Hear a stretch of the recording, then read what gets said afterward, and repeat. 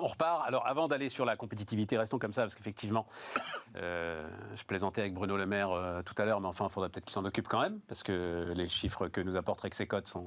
Enfin, ils sont pas nouveaux, hein, mais voilà, les trucs se dégradent quand même, très clairement. D'abord, un mot quand même, Banque centrale, etc., comme tu l'as dit, Flavien. Et Clément, est-ce que ça veut dire qu'ils ont joué de main de maître enfin, en tout cas, la Banque Centrale Européenne a joué de main de maître, c'est-à-dire qu'on a une inflation qui va tranquillement rentrer dans son lit, sans avoir cassé la croissance, puisque c'était la grande accusation que l'on faisait porter sur les banques centrales. C'est vraiment pas ce qui me viendrait à l'idée. La main de maître, là, pour le coup... mais tu vois non, c'est pas du tout ce qui me viendrait à l'idée.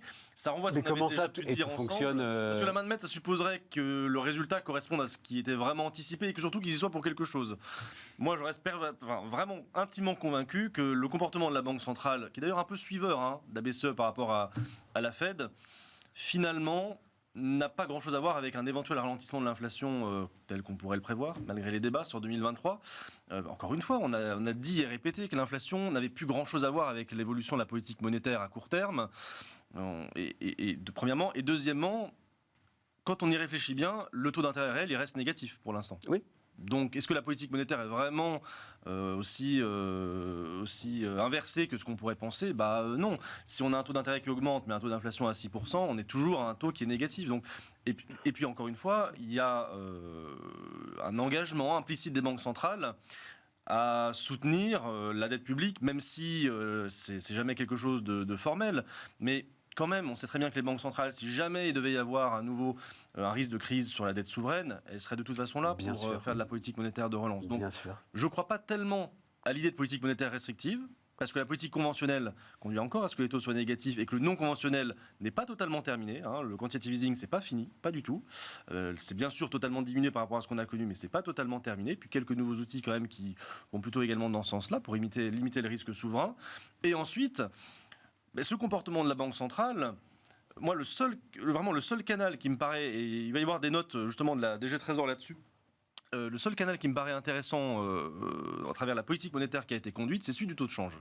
Parce que fondamentalement, le risque, c'est des articles assez récents dans la littérature, l'idée de guerre des monnaies inversées, ça c'est quelque chose d'assez important. L'idée de laisser seule la Fed mener sa politique monétaire, ça suppose vraiment de laisser l'euro s'effondrer à travers la parité des taux d'intérêt. Et donc, quelque part, qu'elle le veuille ou non, la Banque Centrale Européenne est un peu obligée de suivre en supposant qu'une partie de l'inflation actuelle vient quand même de l'inflation importée. Absolument. Donc, avec une forte sensibilité au taux de change de notre inflation. Et donc, quelque part, en espérant limiter l'effondrement de l'euro et voire en rétablissant une parité qui est un peu plus conforme aux fondamentaux, la politique monétaire, oui, peut amortir une partie de l'inflation. Mais ça me semble pas du tout lié à d'autres déterminants, honnêtement. Ok, j'ai essayé. Flavien, t'es d'accord ? Non. Et pas juste pour terminer, toujours se rappeler ce que disait Olivier Blanchard et tant d'autres qui disaient que la politique monétaire est un art et non une science. Et honnêtement, on est quand même un petit peu là-dedans. On va voir ce que dit Christine Lagarde là. On le sait. Oui, mais c'est pour la suite des opérations. C'est pas pour la hausse de taux qui est attendue là, mais c'est pour la suite. Qu'est-ce qui va se passer ? Est-ce qu'elle adopte un ton dur ou pas ? Enfin, il y a des messages qui sont passés à chaque fois. Moi, je crois fondamentalement quand même que la hausse des taux impacte l'économie. Elle impacte l'économie, elle impacte aussi effectivement les dettes souveraines. On voit bien qu'on a une normalisation quand même sur le front des taux d'intérêt. Quand on regarde l'OAT 10 ans, il revient dans des territoires normaux. Il faut regarder l'Italie, parce que on n'aura pas le temps d'en parler, mais Giorgia Meloni, donc elle fête ses 100 jours là, et elle est absolument ravie. Enfin, évidemment, elle proclame que c'est grâce à elle que les spreads se sont réduits avec l'Allemagne, mais force est de constater que les spreads se sont réduits avec l'Allemagne. Voilà. Mais du coup, il y a ce risque souverain. Effectivement, la BCE, je suis tout à fait d'accord, elle ne peut pas le mettre de côté parce que c'est l'existence même de la zone euro qui est en jeu. Mais néanmoins, quand les taux d'intérêt augmentent, quand le refinancement des États augmente, c'est une force de rappel. Le quoi qu'il en coûte, je suis assez d'accord, l'État ne va pas du jour au lendemain dire on fait une politique d'austérité, on ferme tout, c'est pas possible. Pour autant, Bruno Le Maire change de ton. Parce que simplement, la dette, elle coûte plus cher à refinancer aujourd'hui. C'est ça la réalité. Il est obligé de faire plus attention. Et les acteurs économiques privés, quand ils veulent lever des fonds pour investir, c'est plus tout à fait la même chose. Quand un particulier veut faire un emprunt pour acheter une maison, un appartement, il paye plus cher. Et donc, son pouvoir d'achat immobilier, sa capacité d'emprunt, elle diminue. Donc, tout ça, c'est quand même à ralentir. J'ai vu ce matin passer un spécialiste immobilier là, sur Twitter qui disait qu'il voyait les premières offres à 4% sur 20 ans. sur l'immobilier. Voilà, donc ça, c'est quand même de nature à ça va vite, ralentir. ça va très très vite. C'est de nature à ralentir un peu la machine, mais même si effectivement les taux de change sont très importants, je crois quand même que les politiques monétaires, elles se transmettent. Alors peut-être avec plus de temps qu'auparavant, il y a peut-être ce sujet-là qu'il faudra voir un peu. Quand on aura un peu de recul, on pourra essayer de l'analyser, mais entre le moment où une banque centrale commence à resserrer sa politique monétaire et le moment où ça a des effets réels sur l'économie réelle, peut-être qu'il y a plus de temps, plus de trimestres. Mais je pense qu'il y aura quand même des effets. Mais d'ailleurs, c'était assez vrai d'ailleurs de l'étude de l'impact des politiques monétaires très accommodantes sur l'inflation. Un certain nombre de travaux qui montrent que finalement, tout ce qui a été fait en quantitative easing pour limiter les risques déflationnistes n'est pas très significatif en termes de limitation de l'inflation. Il y a des études qui disent qu'on serait en plus 0,1, plus 0,3 de contribution positive à l'inflation, et finalement, vu tout ce qui a été déversé comme base monétaire à travers cette politique-là, c'est quand même une efficacité faible. Donc ça marche, dans un sens comme dans l'autre. Et dans un sens comme dans l'autre, on a déversé des tombereaux d'argent pendant 15 ans, et tout à coup, là, l'inflation se réveille. Compliqué de dire que c'est grâce au tombereau d'argent déversé. Denis ? Oui, alors il y a eu un tombereau d'argent déversé, mais c'est justement très intéressant de regarder l'évolution de la masse monétaire. Ouais. C'est-à-dire que, oui, il y avait une inflation du bilan des banques centrales qui a explosé, mais en revanche, il y avait très peu de translation sur le crédit.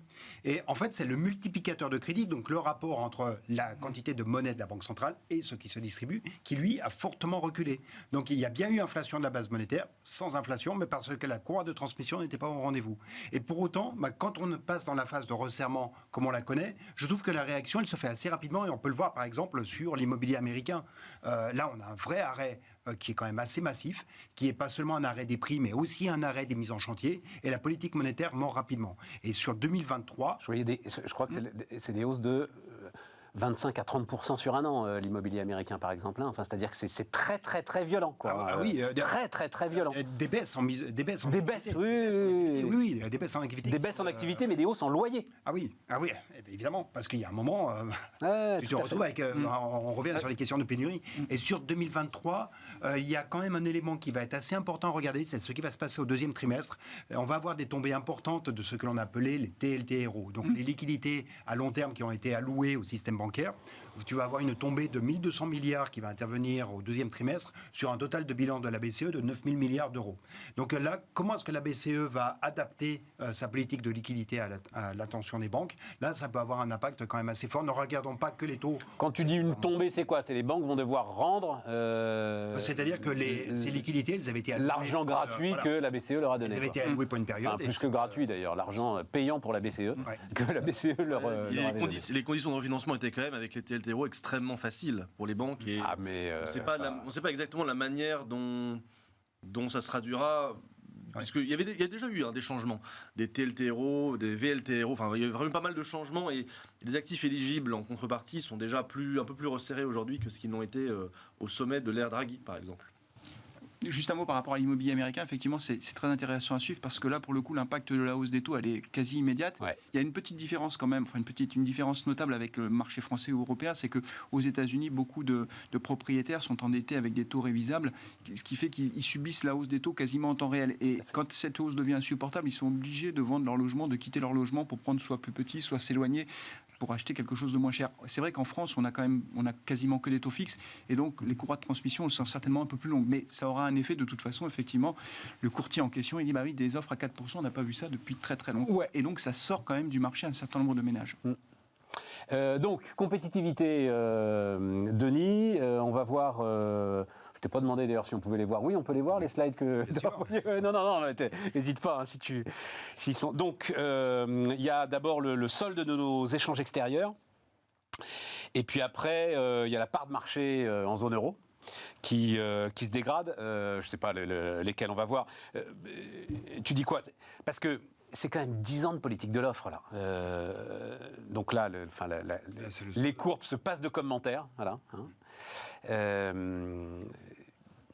Qu'est-ce que Oui, 10 ans de politique de l'offre, mais tu as eu 10 années auparavant de perte de... Mais enfin, ces courbes qui s'effondrent comme ça. Non, mais c'est dingue. bon, sur le tout dernier point pour le solde, on sait que... Voilà, ça c'est les parts de marché zone euro, vous voyez tout en bas, c'est nous. Quoi. Voilà, les parts de marché zone euro sont dramatiques. Et tout en haut, c'est l'Allemagne aussi. Regarde comment la situation est en train de s'inverser pour l'Allemagne. On voit qu'il y a une redistribution qui est aussi en train de se faire à l'intérieur de la zone euro, plutôt en faveur de plus petits pays de la zone euro. C'est-à-dire qu'on avait l'habitude de se comparer avec l'Allemagne, c'est peut-être pas uniquement avec elle qu'il va falloir se comparer. Alors, est-ce qu'on doit faire le procès des 10 ans de politique de l'offre ? Puisque, effectivement, ça a plutôt démarré, on va dire, en 2012, avec le CICE. Ouais, exactement. Le CICE, dont il faut toujours se rappeler l'acronyme, il faut développer l'intégralité de l'acronyme.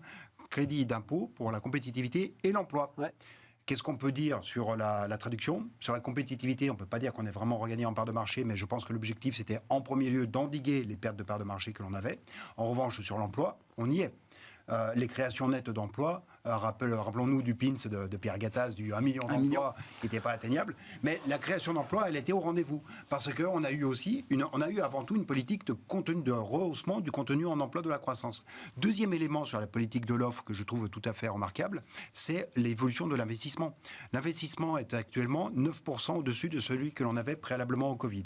Et depuis 2015, depuis le redémarrage de l'investissement, on est à 30% au-dessus de ce que l'on faisait en 2015. On a une accélération de ce poste d'investissement et de transformation des entreprises qui est extrêmement frappant. À quel moment est-ce que cela donne des résultats en termes de part de marché ? Il faut déjà que se modifient un peu les représentations que peuvent se faire les importateurs européens. Et on fait une enquête tous les ans où on interroge les importateurs européens sur l'image qu'ils ont des produits français, et même si on peut discuter de ce... Non, c'est très intéressant, vas-y. Et sur l'image, eh bien, on voit que pendant toute cette période de perte de compétitivité, de recul de part de marché extrêmement forte, sur l'image, on se rend compte que il n'y a plus de dégradation, c'est-à-dire que l'appréciation de la qualité des produits français, certes, on n'est pas au premier rang, mais alors qu'on avait plutôt tendance à s'éroder, eh bien, on est plutôt en train de se stabiliser sur les services associés aux produits, ça ne se dégrade plus, et d'une manière générale, l'appréciation de la compétitivité au prix, enfin des éléments en dehors du prix, sont un peu meilleurs que ce que l'on a connu par le passé. Et j'ajoute, alors là, tu as bien compris que je veux essayer de remplir... Donc tu dis, on a mangé notre pain noir, quoi, en fait. Vas-y, t'allais ajouter un truc. Vas-y, Denis. Quand on se compare à l'ensemble des autres pays de la zone euro, alors là, uniquement depuis 2019, ce qui s'est passé en post-Covid, quand tu prends l'évolution des coûts salariaux, l'évolution de la fiscalité de production, l'évolution des prix des consommations intermédiaires, donc ce qui va entrer dans la formation de ton coût, tous les éléments de ton coût, ont connu plutôt une dérive un peu moindre que celle que tu vois dans les autres pays de la zone euro, quand tu prends l'ensemble de ces dimensions de coûts. Donc, à quel moment est-ce que cela se traduit dans ta capacité à faire moins de prix et donc de regagner un peu de part de marché? Parce que là où le bas blesse, c'est toujours sur le niveau des prix. Tu connais l'aphorisme, pour rester toujours dans la citation du même personne, l'aphorisme de Patrick Artus, qui consiste à dire les produits espagnols au prix allemand, pour désigner les produits français. On est quand même un peu mieux en qualité qu'en Espagne, et sur les évolutions de prix, on peut être un petit peu mieux parce que nos déterminants de coûts, depuis quelques temps, sont moins dégradés que cela n'est le cas pour l'Europe.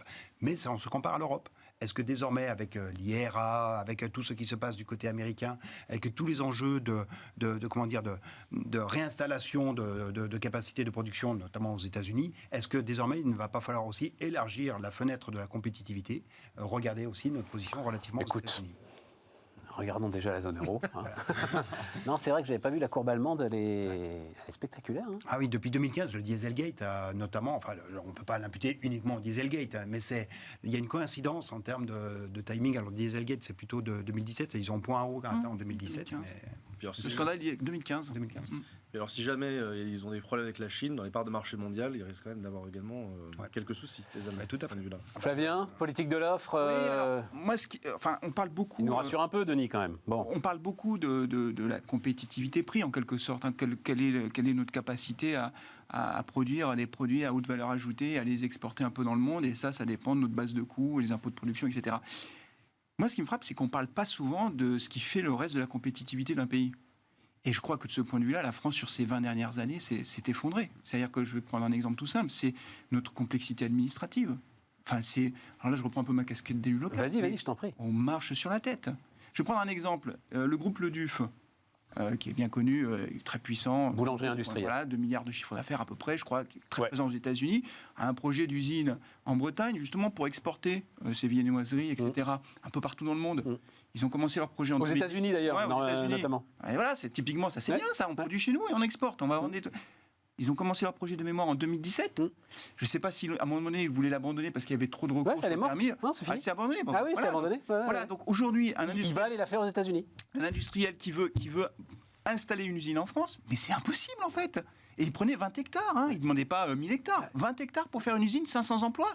ZAD, machin, recours, etc. Et puis il est chez lui, c'est un groupe breton en Bretagne, c'est un truc de fou. C'est pas le CAC 40 ou je sais pas quoi, entreprise familiale. Donc en fait, aujourd'hui, on a une lourdeur administrative qui fait que déposer un permis de construire une usine, un site de production, c'est devenu mission impossible en France. Donc il ne faut pas être étonné que les courbes, on n'arrive pas à les redresser malgré tous les efforts qui sont faits. C'est, à mon avis, une des raisons, pas la seule, mais en tout cas, c'est une raison majeure. Et c'est pas prêt de s'améliorer, ça. Tu sais, le DUF, parce que tu dis 2 milliards de chiffre d'affaires, mais c'est 4 milliards de produits, en fait. C'est-à-dire, c'était un chef d'entreprise qui m'avait dit ça un jour, qui vendait c'était à l'époque du logiciel sur étagère, des petits logiciels à 20 €. Je lui rends hommage, puisqu'il nous a quittés, c'est Bruno Vandrib, et qui me disait, non mais Stéphane, attends, il faut les vendre. Un par un, c'est-à-dire, tu vois, il les comptait un par un. 4 milliards de produits, quand même, tu vois. Voilà. Moi, ça me fascine. Et donc, une expertise, notamment dans la boulangerie surgelée. Et donc, l'idée, effectivement, le marché américain en demande énormément. Et l'idée, effectivement, c'était de faire, et c'était compétitif, de faire une usine en Bretagne et de foutre les trucs sur le bateau. Ça fonctionne. Eh ben non, ça fonctionne pas. En plus, les subventions américaines débarquent là-dessus, mais en fait, ils voulaient le faire. Ben non, tant pis, il va aller la faire aux États-Unis. Le projet, c'était 2017, donc on était typiquement dans les conséquences de toutes les mesures qui ont pu être prises, justement pour essayer de redresser un peu nos exportations. Et pour le coup, également aussi le différentiel, le coût de l'énergie. Parce qu'effectivement, il y a des subventions, mais il y a quand même aussi un prix de l'énergie qui n'a pas tout à fait la même dynamique des deux côtés de l'Atlantique.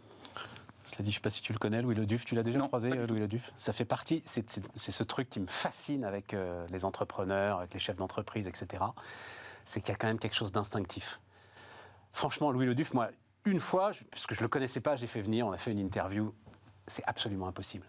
Il est capable de se barrer dans tous les sens, de tenir des propos, mais aux limites de la cohérence. Je t'assure, le gars est assez incroyable et assez intenable. Et néanmoins, c'est un chef d'entreprise exceptionnel. Donc, tu vois, voilà, il y a quelque chose, moi j'ai toujours dit, qui relève de la dimension artistique avec certains chefs d'entreprise. Un schumpeterien parfait, en fait. C'est-à-dire Schumpeter, c'est ça. Oui, être inspiré qui ignore les conséquences de ses actes. Oui, exactement. Voilà. Le héros du capitalisme, capable d'instinct grégaire, et en même temps, le risque lover absolu. C'est schumpeterien. Bon. On a tout dit sur notre compétitivité. Flavien, tu voulais, parce que je me disais, tiens, on va peut-être passer 1 heure sans parler des retraites, et finalement, ça va nous faire du bien, parce qu'on va remettre le couvert demain. Mais tu veux dire, vas-y. Non, mais c'est un peu en lien avec tout ce qu'on a évoqué tout à l'heure, c'est-à-dire que, pas rentrer dans le détail de la réforme, parce que je crois que tout a été dit, tout ça intéresse plus personne, mais je crois que tout a été dit. Non, moi, ce qui m'intéresse chacun beaucoup, a son avis. chacun a son avis. Voilà. Ce qui m'intéresse beaucoup, c'est la bataille de l'opinion pour le gouvernement. Est-ce qu'ils vont la gagner ou la perdre? Et quand on regarde, il y a un baromètre qui est sorti hier soir, c'est Tuluna Harris Interactive qui le sort régulièrement. En fait, on voit que l'opposition à cette réforme ne cesse de grandir dans l'opinion publique. Aujourd'hui, il y a 65% de gens qui sont hostiles à la réforme, 73% des Français qui soutiennent les grèves d'aujourd'hui. Donc, il y a un mouvement massif de rejet de l'opinion. Et quand j'essaye d'analyser en me disant, mais pourquoi, au fond? Parce que, en fait, je crois qu'il y a 2 éléments qui ont changé un peu la donne. Le premier élément, c'est que l'histoire qui est racontée, qui est de dire, il faut sauver notre système, moi, ma génération... Je ne sais pas combien il y a eu de réformes depuis 1990, mais j'ai dû l'entendre déjà 5 ou 6 fois. C'est-à-dire que quand on ressort le couvert en disant tous les 2 ans ou tous les 3 ans, il faut sauver le système, au bout d'un moment, les gens, ils n'y croient plus. Et je fais qu'on l'a sauvé. Voilà, et je fais le lien avec ce que dit Laurent Berger. Avec le deuxième point. Le deuxième point, c'est que le quoi qu'il en coûte est passé par là. Si la réforme de retraite, c'est de gagner 15 milliards ou 17 milliards ou je ne sais pas combien, mais les gens aujourd'hui ne croient plus du tout au sujet des finances publiques, c'est open bar. On nous a dit, il ne faut pas dépasser 60% de dette, sinon c'est la fin du 3% de déficit. On est monté à des niveaux stratosphériques, quoi qu'il en coûte, il ne s'est rien passé. Donc les gens ils n'y croient plus en fait. Donc ils disent, débrouillez-vous, trouvez l'argent ailleurs, mais ce n'est pas mon sujet. Moi je ne veux pas travailler plus. Et ça, je ne sais pas comment ils vont sortir de ce truc-là. Moi non plus. Oui, et juste pour rebondir, c'est marrant parce que j'ai un collègue économiste qui me disait exactement la même chose. Il me dit, mais qu'est-ce qu'on vient faire chier les gens pour 10-15 milliards d'euros alors qu'Emmanuel Macron annonce une loi de programmation militaire exceptionnel de 413 milliards d'euros, ce qui veut dire 20 milliards d'euros par an de plus pour le budget de la défense, ce qui est absolument énorme. Je dis finalement... Finalement quoi finalement... Ah non, parce que ça, moi je l'ai entendu cet argument-là. C'est ça. Et finalement... Il y a de non, ce que je réponds c'est, alors on va peut-être à un moment se souvenir de l'histoire. Non, il va pas me faire dire ce que j'ai pas dit. Non. Et finalement... ils sont en train de remilitariser la Rhénanie. Ah oui, je suis parti là. Non, parce que là c'est 1936 si tu veux. Et donc finalement, on a du mal à faire, prendre conscience aux gens qu'il faut faire la réforme, parce qu'il y a des secteurs, effectivement, peut-être comme la défense, qui redeviennent prioritaires, et qu'on ne peut pas considérer que tous les secteurs, même la retraite, soient des secteurs où on tolère un déficit de 10-15 milliards d'euros. Voilà. Ça te va mieux? Non, mais c'est un sujet passionnant, mais... Je sais pas comment ils vont sortir de ça en fait. Je sais pas comment on va. Il va falloir les financer quand même, les 413 milliards, rien que pour ça. C'est un des postes parmi. Bien sûr. Mais si tu veux voir aujourd'hui, alors c'était évidemment les forces de gauche, parce que la droite, même si elle le pense, elle est dans une posture régalienne où elle peut pas le dire. Mais voir aujourd'hui des gars, mais vraiment, mais balayer d'un revers de main ce qui est en train de se passer en Ukraine et nous dire mais comment ça, on donne 400 milliards à l'armée alors qu'on est. Mais bon Dieu, oui, il est temps de donner 400 milliards à l'armée. Enfin, Oui, tout à fait. Quand on a vu, d'ailleurs, dans le dernier projet de loi de finances, on avait une augmentation de 6% des dépenses de la défense, mais en fait, ça n'était jamais que l'augmentation de l'inflation. Et en fait, il y a eu jusqu'à présent aucune remontée en charge de la dépense qui a été faite pour ça. Et effectivement, juste pour compléter ce que tu dis, il y a quand même dans les programmations de loi de finances depuis 2 ans, un investissement rarissime sur les ministères régaliens.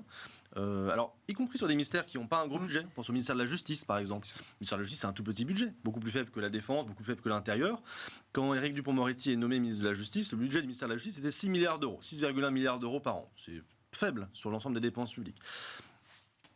Et réélection d'Emmanuel Macron en 2022, donc 2 ans et demi de Éric Dupond-Moretti, 8,3 milliards d'euros du budget du ministère de la Justice. Sur un budget de 6 milliards, ça fait une hausse de 30%. Bien sûr. Programmation, le budget devrait arriver à 10 milliards d'euros, disons, sur 2024. Donc c'est quand même c'est quand même considérable. Je ne parle même pas de la loi de programmation du ministère de l'Intérieur qui a des hausses tout à fait considérables de budget aussi. Pareil pour la Défense. Donc les budgets des ministères régaliens, ils ont quand même des hausses énormes et qu'on n'a pas connues depuis des années. Le plus spectaculaire, parce qu'effectivement c'est un énorme poste, c'est un budget du ministère de la Défense qui a passé de 49 à plus de 60 milliards d'euros par an. Non, parce que... Il faut le financer. Il m'est arrivé un truc qui est rare, c'est-à-dire que j'écoutais François Ruffin ce matin à la radio sur RTL, et je me disais qu'il avait raison, si tu veux. Faut bien commencer la journée. Et c'est là où je me suis dit, on est mal embarqué. Ben non, mais c'est ce que tu disais, c'est-à-dire quand tu as 70% des gens qui te disent « faut pas le faire », et que fondamentalement... Encore, ça aurait été sa réforme systémique, la première, la réforme à points, un changement, mais vraiment total du système, avec la possibilité là de vraiment changer l'univers des retraites et de garantir quelque chose d'un peu solide pour Clément et les générations qui suivront. Tu te dis, ok, faut tenir. Mais là... Tout ça pour du paramétrique. Paramétrique qui ne tient pas la route en plus. Quand tu le regardes, c'est un équilibre fictif qu'ils nous promettent. Et dans un contexte où, quand même, notamment les personnes qui ont les revenus les plus faibles, les premiers déciles de revenus, ont beaucoup de mal à boucler les fins de mois. C'est-à-dire qu'en plus, une réforme... Ben oui, mais tu pourrais au moins leur dire on va baisser les cotisations, ça va aller un peu mieux, mais tu leur dis même pas ça. Tu leur dis même pas ça. Mais du coup, celles et ceux qui ont du mal à boucler leur fin de mois, il y a beaucoup de gens qui ont du mal à boucler leur fin de mois, en plus on leur dit tu vas travailler plus. Franchement, le contexte général ne se prête pas non plus à une réforme de ce type. C'est-à-dire que faire de la politique, c'est prendre des décisions, regarder les paramètres, regarder les conséquences, mais contextualiser aussi dans quel état est la société française. On a eu les gilets jaunes il n'y a pas si longtemps que ça. On était au bord de la révolution quand même. Enfin, je veux dire, faut pas. On est un pays où, dans notre histoire, on a coupé des têtes. Donc, quand on a 70% de la population qui est contre une réforme, je pense qu'il faut faire un peu attention, quoi. Alors, je dis pas que. Sinon, quand je dis ça, souvent on me dit, mais alors, c'est jamais le moment. Rien faire. Ouais, on peut rien faire, c'est jamais le moment. Oui, c'est vrai. On est un pays compliqué. T'as dit celles et ceux. Oui, il n'y a que les hommes politiques qui disent celles et ceux. Personne. C'est pour ça que j'amène autour de cette table. Personne dit jamais celles et ceux. Hein. Non. Grillé. Même dans les vestiaires de foot, il dit celles et ceux. Bon, mais puisqu'on est là-dessus, Denis, on va finir là-dessus. C'est intéressant la façon dont tu amènes le débat, effectivement, Flavien, absolument. Le regard croisé en retraite et effectivement en défense, c'est très intéressant. C'est-à-dire qu'on met sur le même plan des dépenses qui sont par nature, qui n'ont absolument rien à voir, même aussi par leur essence. On est d'un côté, même la justice, d'une certaine manière, c'est de la dépense d'investissement. En réalité, tu crées un cadre institutionnel qui fait que ton activité économique fonctionne, que tes relations sociales sont normalisées, sont cadrées par l'exercice de la loi.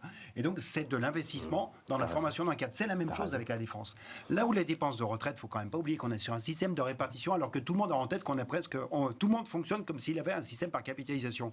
J'ai tellement cotisé que j'ai accumulé des droits. J'ai le droit. Non, c'est pas ça. Il n'y a de système par répartition qui ne fonctionne qu'à hauteur de ce qu'il est en train de générer. Il n'y a de distribution qu'à hauteur de ce que l'on génère. Et ça n'est pas de la dépense d'investissement. On ne peut pas regarder de la même façon une politique de défense et une politique de retraite qui est en fait simplement... j'ai une masse, je la redistribue dans une condition d'équilibre de cette masse entre ce qui est perçu et ce qui est distribué. C'est tout à fait juste. Simplement, dans le débat public, c'est inaudible, en fait. Ouais. C'est tout. C'est aussi simple que ça. Donc, du coup, les gens disent c'est injuste. Ouais. C'est une réforme qui n'est pas juste. Et une fois que l'opinion publique est convaincue de ça, malgré tous les ministres qui défilent sur les plateaux pour expliquer, etc., il faut sauver le système et tout, le débat est perdu, en fait. C'est pas juste. Voilà. Mais dans ce cas, pourquoi y a-t-il des systèmes qui sautent aux yeux comme étant radicalement injustes? C'est l'idée de la personne qui commence à bosser à 20 ans, qui a toute sa carrière complète et qui va devoir attendre 64 ans, donc 44 années de cotisation, là où, en fait, on peut avoir 64 ans et 43 années. Mais c'est tout le problème, mais alors ça, on en a débattu autour de cette table, c'est tout le problème de la borne d'âge, du choix de la borne d'âge par rapport à l'accélération de la réforme Touraine. Le choix de la borne d'âge te fait gagner plus d'argent, objectivement, mais comme plutôt à aucun moment... qui ont d'ailleurs des revenus modestes. Plutôt d'ailleurs sur ceux qui ont des revenus un peu plus modestes. Oui. Mais comme à aucun moment le gouvernement n'a voulu utiliser l'argument cotisation sociale supplémentaire pour l'ensemble du système et rester focalisé sur les retraites, tu peux pas avancer là-dessus. Non, parce que j'ai été, je dois dire, assez impressionné par l'interview de Laurent Berger dans Le Monde ce week-end. Alors, c'est peut-être un petit peu daté là, à l'heure où on se parle, mais je me disais qu'on a de la chance quand même d'avoir un gars comme ça dans cette période. Voilà. Qui dit bien clairement, d'ailleurs, il dit la CFDT ne dit pas qu'il n'y a pas de déséquilibre financier. Voilà. Mais il insiste aussi sur le fait qu'on a trouvé des solutions, c'est quasiment tous les 2 ans, en fait, qu'il y a... comme ça, une réforme. C'était Pisani Ferry qui, dans un rapport, avait évoqué la fatigue de la réforme. C'est-à-dire exactement ce dispositif, c'est-à-dire qu'on a l'impression qu'à chaque fois, on fait l'étape qui va nous permettre de nous mettre la tête hors de l'eau. Puis en fait, on la fait pas. On la fait pas. Et en fait, on fait beaucoup de réformes, mais de trop petites ampleurs. C'était la réforme à points qui pouvait nous mettre la tête hors de l'eau. Exactement. Bon. Eh ben merci les amis, merci beaucoup donc d'avoir débattu pendant 1 heure avec nous. On n'a pas eu le temps, je voulais parler d'automobile avec toi Flavien parce que c'est une des grandes spécialités, mais tu reviendras. Voilà. Et le marché automobile se sera pas retourné, donc on reparlera de ça dans le courant du mois de mars. Merci à tous et puis on se retrouve demain sur Bismart.